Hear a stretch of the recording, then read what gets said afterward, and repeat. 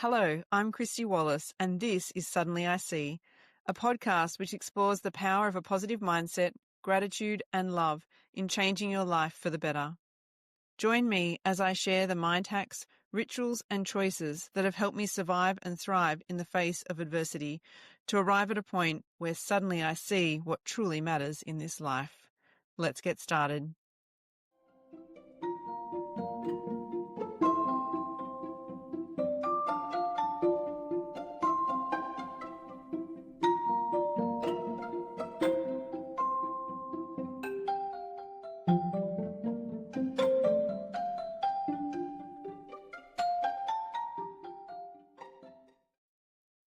Hello and welcome to episode 6, Rebuild.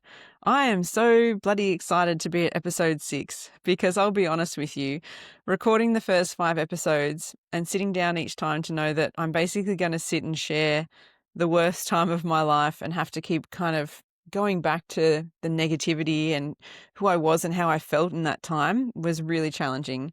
And I think a lot of people have said, oh, it sounds so raw when you share it. And it's, those episodes were coming from a very healed place. And there's obviously still parts that would catch my voice and my heart because I'm human and that's normal. But I'm so excited that we've made it to episode 6 because the whole purpose of this podcast was to share how I turned it around. But I think you needed to understand the challenges and the trauma as well, so that you could really appreciate what we do in the next few episodes here. My kind of whole metaphor for this was you can't appreciate the rainbow if you haven't withstood the storm and the rain as well. And so that's what episode 6 now marks, that transition into the rainbow period and the rebuilding of a life that still to this day makes me so genuinely happy and fulfilled. So if you've stuck with me from episode 1 to now, high five to you and thank you so much for persevering. I think in society now we avoid doing the hard things or exposing ourselves to things that feel uncomfortable. And so I really appreciate you taking the time to listen and get to this point with me. In this episode, I want to share 3 things that helped to transition and rebuild my life, and in the hope that, maybe you get some ideas from that as well and you can apply these to your own experiences. So the first thing that helped was a business called Shekan, run by the fabulous Sheryl, and they're a regionally based organisation in Australia, and they'd come to our small little town to run a one-night free workshop on basically well-being for women, resilience and that kind of thing. And I'd seen it on Facebook, and then one of my friends messaged and was like, have you seen this? What do you think? Should we go? And we were a little bit hesitant because, small town, are we going to go to this and have to share our deep, dark secrets, our biggest challenges, fears, traumas in a room where we might not actually want other people to know what that is? And we certainly don't want it spread throughout town. So there was a hesitation there for sure. But I remember I came to the realization where I was like, well, I can't get much worse. So I need to do something for myself, and I'm not going to harm myself by showing up and trying something new. And the energy that these women brought when we walked into the room was phenomenal. They were just full of beans, sparkling, positive, upbeat. They were everything that I wasn't. And I felt that really hard and, secretly wanted their pizzazz in life and their joy because I just felt like I didn't have a lot of that at that point in time. And one of the first activities they got us to do was, let's write down 5 things you're grateful for. And the voice in my head said, are you kidding me? Do you know what a shit show my life is right now? 5 things I'm grateful for. What's to be grateful for? There's nothing, and that was genuinely where my head was at. And so I pushed through and tried to find a few, I guess, my husband's always by my side. I'll write him down. My mum always helps out with the kids. That's good. But they weren't really heartfelt. It was more, I have to find something. God, what can I find in this mess that I could say I'm grateful for? And I share that because later gratitude will become such a huge part of who I become as a person and how I turn my life around. But my initial reaction to it was, ugh, I can't do this. The other activity we had to do was one where they got us to visualize what your ideal life looks like. So where are you? Who are you with? How are you spending your days? What does that look like for you? And again, I drew blanks just thinking, I don't know. Like, I know I don't like my current life, but trying to think of what I wanted it to look like was really hard too. And so in my head, I visualized my family and I on this remote kind of Pacific island where no one would talk to us, no one could touch us, there was no hospitals. It was very much, a metaphor for going into that cave of just leave us alone and let us suffer in silence kind of thing. But also I just knew that the beauty and the calm that I got from being by the ocean and, growing up by the ocean as well as part of my childhood. So for me, this remote island with no one around us and just the beach and our family seemed so idyllic. And that was a vision that I held. And, later down the track, we'd go to Fiji for a family holiday. And it reminded me of this moment where I'm like, oh, you wanted this years ago, but for all the wrong reasons, because you were so dark in, what you were going through that you wanted to isolate from everyone. Whereas now our trip to Fiji down the track actually became this moment of celebration because treatment had ended and off we went. So it's interesting to see how those two things connect back to each other. On that evening, Shez and Kel also advertised that they were going to do a 2-day retreat. And when they put up the price for this weekend, I thought, as mums, well, that's a lot to spend on ourselves was the mindset. But then I'd also just got a tax return like a couple of days earlier that was nearly the exact amount of this weekend. And so I thought, you know what? You were the woman on the lounge not long ago, Googling mental institutions, thinking, I just need to retreat. I need to go somewhere where I can get better. And here is this opportunity, basically looking at what you want to do with well-being, with resilience. You're going to learn some things here that could help turn your life around. So let's invest in you. And it was the best thing that I ever did. And so I was lucky enough that my mum and my best mate joined me on this 2-day retreat as well. And it was incredibly scary going into it because I think we were all hesitant about, oh gosh, like, what are they going to make us do? Is it going to be one of these things where you've got to, do crazy dances and talk to randoms and do icebreakers and, all the things that make us cringe as humans because they're all out of our comfort zone. And you know what? Yeah, they did. We did all those things. But because we were brave enough to do it, we grew so much from that weekend. And I know I in particular took a lot away from that.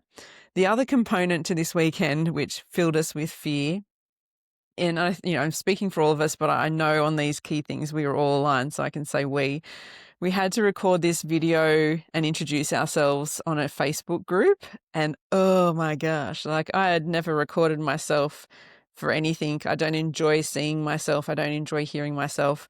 And so the fact that we had to do a video introducing who we are and then upload it into a private Facebook page, but of people that were total randoms and they were going to judge you and you were probably still judging other people. And it was a lot. And so it just kind of ate at me for a while. And I ended up ripping the Band-Aid off in the car one time in like a road trip with the family. The kids were asleep in the back seat. And so I was like, okay, Fred, start cringing. I've just got to do this video. But there was a really crucial line that I said in that, which I think defined my headspace too, which was something along the lines of, I'm going through a lot and I've been through a lot, but I've decided that I'm at a point where I can either let this challenge break me or I can use it to make me a better person. And I really want it to be the second option.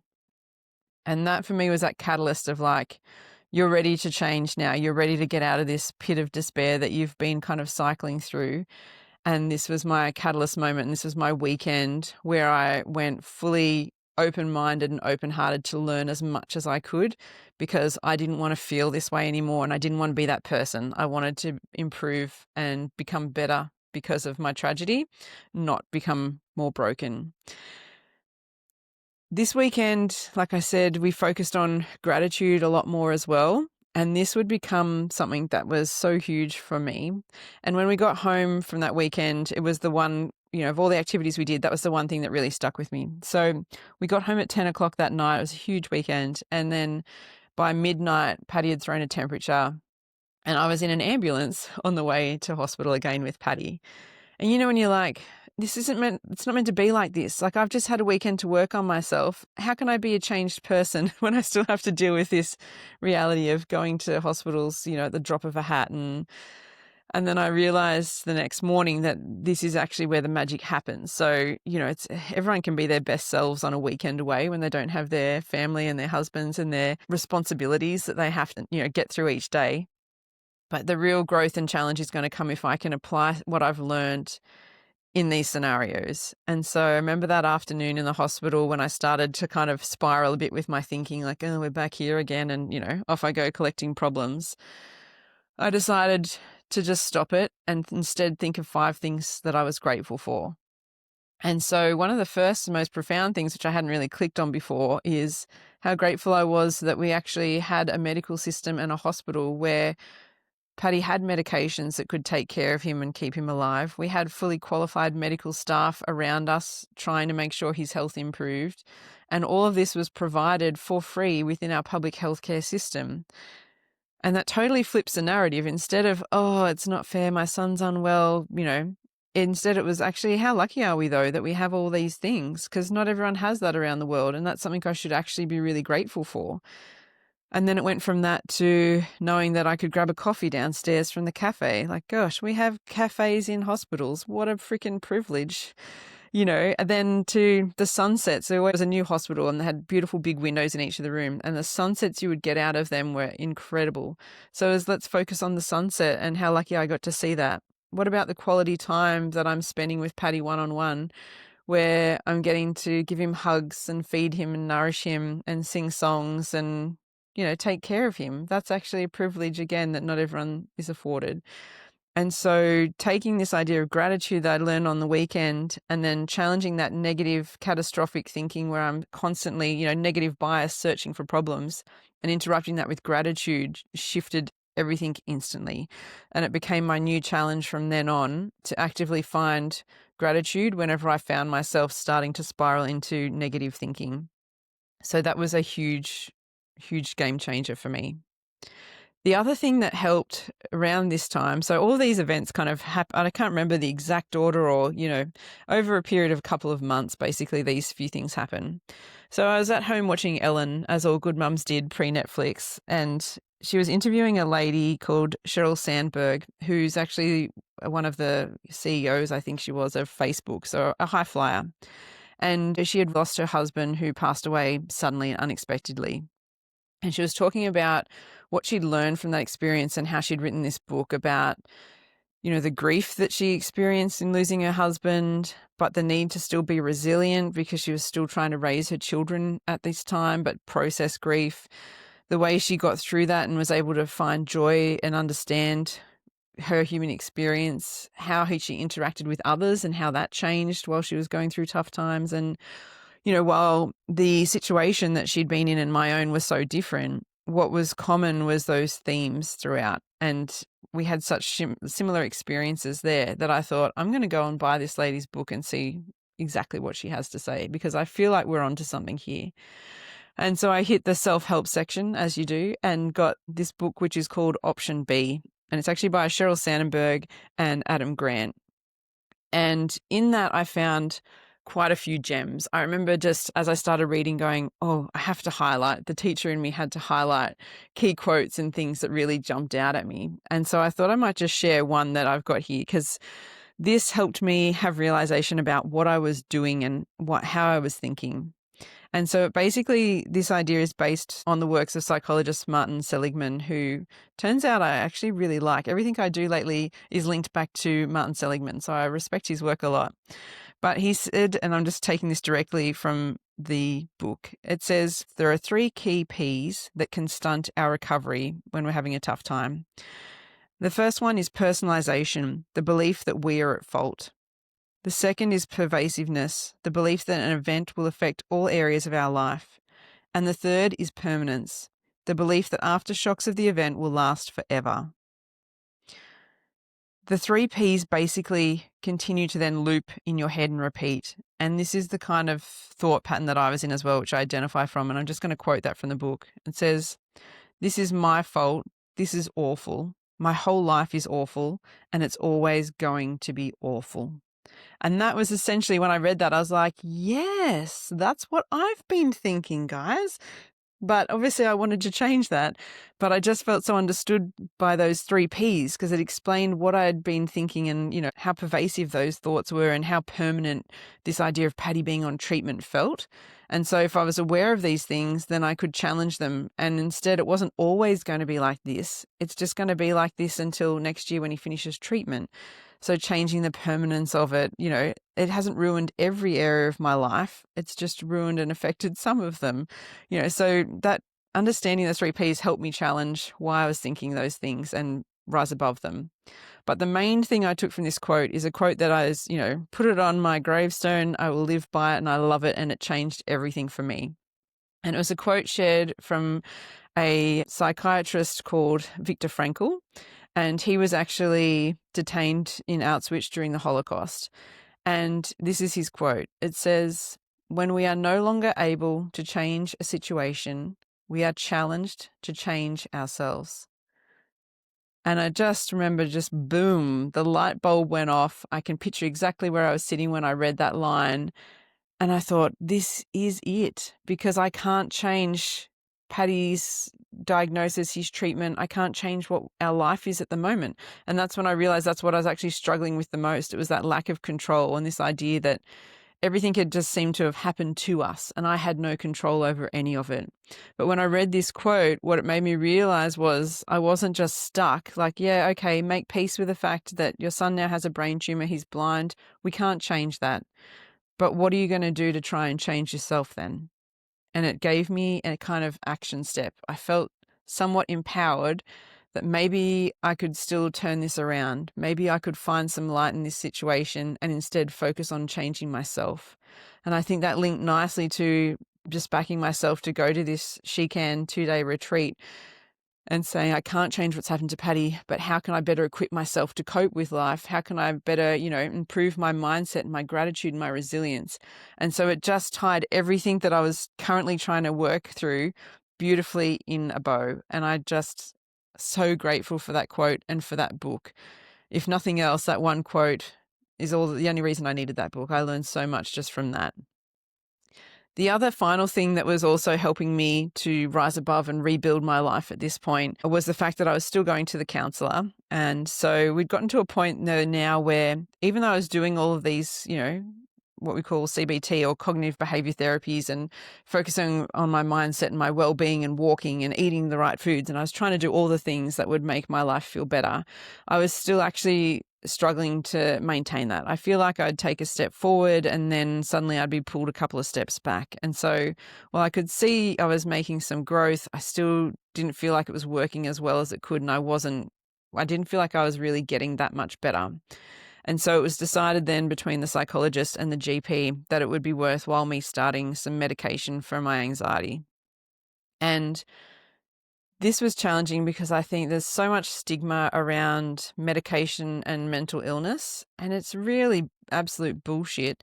But that's what I'd been kind of exposed to in my, during the decades that I grew up. It was mental health was taboo and, oh gosh, they're on medication for mental illness. And so there was a stigma around that. But I knew I was at a point where, well, I've tried all the other things. And so I think we just need to take medication. And this was such a game changer because it just leveled me out and it made me get to a point where I wasn't fighting anxiety so fiercely, that I was actually in a calm enough space that when I started doing and practicing these well-being strategies, they had a greater impact because I was learning them from a place where I was stable and calm in the mind, and it made a huge difference. And so I highly recommend, if you need to go down that path, go down that path. It'll be in one of my takeaways, later, what the real wisdom was from that. But taking medication for me changed everything, and it gave me a solid 12-month base from which I could continue to keep caring for my children, being a good wife, being a good mother, focusing on my career, learning the well-being skills that I needed to take care of myself and be in a happy, balanced place. And all of that was underpinned so much by the fact I was on medication. And so it was those 3 things really that made a huge difference and huge impact for me. So let's get to the takeaways. First key takeaway is I want people to understand that every step you take in the right direction counts, no matter how small that step might feel at the time. So it's kind of based on the principle, I don't know if you've heard of it, of the 1%, which was developed by Sir Dave Brailsford. And the idea is that every little incremental thing that we do that's positive, every step in the right direction, actually compounds and makes a huge difference overall. And I always think of that image of like if you just were standing and you turned 1 degree every day, where you would be 180 days later in a totally different direction with life looking very different, right? And so while I started small with backing myself and going to the free information night, and then I took another small step in deciding to show up for the 2-day weekend. And then I took another small step in deciding maybe I'll just try gratitude. Like we learned so many things on that weekend. And if I'd tried to do all of them, I wouldn't have achieved the success I have. But instead I focused on one small thing, gratitude. Okay, let's just do that. And let's just do it every day in a small way to the point that it compounds. And now gratitude is my freaking superpower in life because I've kept practicing it and made those small incremental gains over time. And now we're, 8 years, 9 years down the track. The other takeaway I have is how powerful it is to share our stories. And this is, a big part of why I wanted to do the podcast. It's not an ego thing at all. It's very much, if I can learn from other people's stories, had I not seen Sheryl on Ellen, had I not bought her book, I wouldn't have found that gem, that nugget, that quote that changed my life. And so we need to be bold and brave, and we need to share our stories. We need to share our challenges as well as the positives, because that's how we help each other as a society. That's how we grow to be better people, more empathetic. It's how we improve ourselves. And so, the power of sharing stories is so important. The third and final takeaway that I want to leave you with is the idea that we need to scrap the taboo around medication and mental illness. And I think we've definitely, even the last decade, made huge gains in this. And I know as a teacher, you speak so openly to students about, if you need medication, you need medication. Like it's not, we would never say to someone who has a heart problem, why are you taking medication for that? Why don't you just exercise and eat right? Because we all know that exercising and eating right will definitely improve your health and your heart health. But sometimes if it's so unwell, you need medication to repair the damage that's been done. And mental illness is completely the same. I was doing all the right things. I was exercising, I was practicing gratitude, I was working on my well-being and my resilience. But my brain had altered because of what I'd been through to such a state that it needed medication to bring it back to a baseline. And that medication changed my life in such a profound way. And so I guess I want to challenge, if you're someone that still, for whatever reason, has been, socialized to believe that it's a bit taboo to have medication for mental illness, or, you're whispering about someone who might be on medication for that. My takeaway for you is to stop it and to think, would you ever challenge someone else's medication for a physical illness? Because mental illness affects the brain. There's an organ involved. And if you need medication to help the other organs in your body, then the odds are pretty high that you're also going to need medication to help your brain. And we need to just let go of that and instead support people and say, well done, do what you got to do to get yourself healthy and well. Because that's all we really need. That support has so much more of a positive impact than any judgment or stigma that you place on someone ever will. So thank you so much. Episode 6. Woo, we're getting positive. I can feel in my voice. I'm actually happy to be, doing this and sharing it. So continue on with me for the next few episodes where I'll continue to share some of the hacks, some of the tips and things that helped to survive adversity and get to a point where I've created a life that I genuinely love and thrive in. Thanks. I hope this episode has given you something to reflect on or some tools that you can implement in your own life. If you know someone who could benefit from this episode, please share it with your family or friends. It would mean so much to me. Remember to stay positive, be grateful, and take each step of the journey with kindness and love in your heart. Until next time, bye.